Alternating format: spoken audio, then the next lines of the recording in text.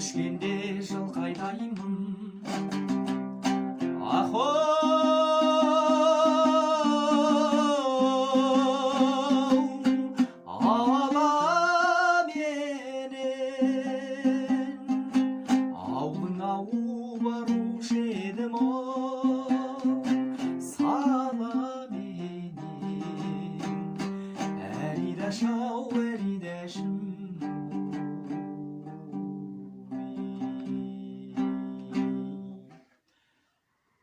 екі шектің бірін қатты, бірін сәл-сәл кем бұра. Нағыз қазақ, қазақ емес. Нағыз қазақ, домбыра демейме атам қазақ. Бүгін мен сіздерге домбыраның құрылысы жайлы таныстырғым келеді. Жалпы домбыра 19 пернеден тұрады.